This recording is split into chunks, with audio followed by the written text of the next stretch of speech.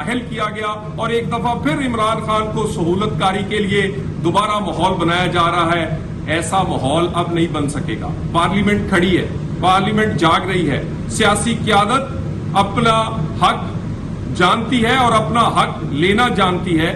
अब ऐसा नहीं होगा। अब 2017-18 का खेल नहीं खेला जा सकेगा। पाकिस्तान में इंतखाब होगा, मगर वो इंतखाब जो पाकिस्तान की जरूरत है, वो इंतखाब नहीं जो इमरान खान की ख्वाहिश है। वो इंतखाब नहीं जिसमें सिर्फ इमरान खान को जिताया जाए। वो इंतखाब जिसमें लोग वोट से जीते, वो इंतखाब जिसमें लोगों के वोट से रिजल्ट आए। और ये माहौल दोबारा सो वोटो और 184(3) को इस्तेमाल करके बनाया जा रहा है।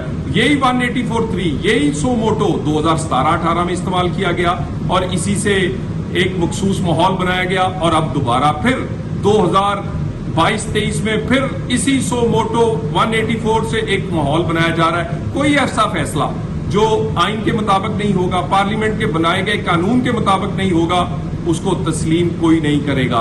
और कोई बेंच जो बनेगा, वही बेंच के फैसले कबूल होंगे जो नए कानून बनाने के जो बना है पार्लियामेंट का, उसके मुताबिक होंगे।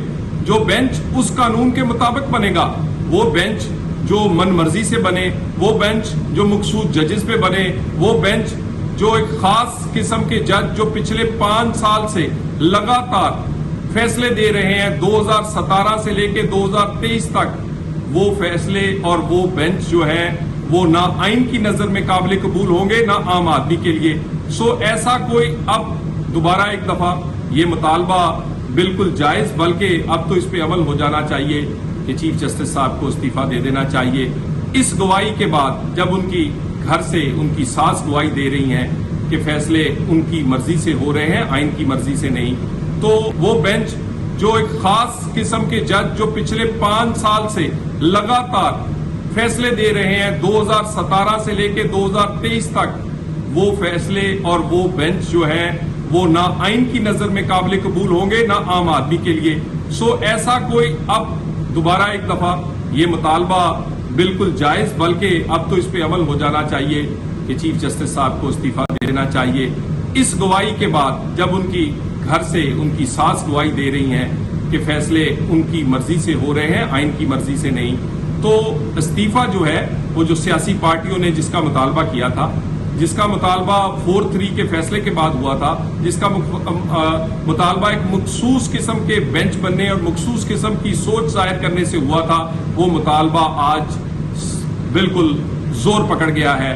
और इसके बाद और किसी गवाही की जरूरत नहीं है। और ऐसा कोई इलेक्शन जो लाडले को लाने के लिए होगा, वो अब कबूल नहीं करेंगे। वो इलेक्शन नहीं हो पाएगा।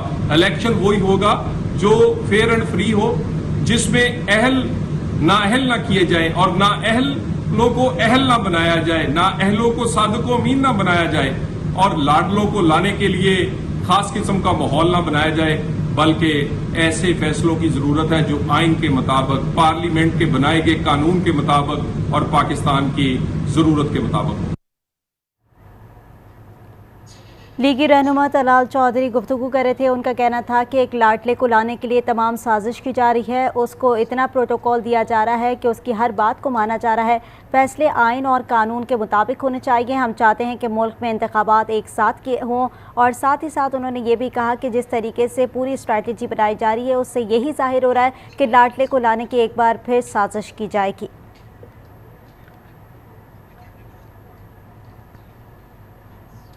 और यहाँ आपको बताएं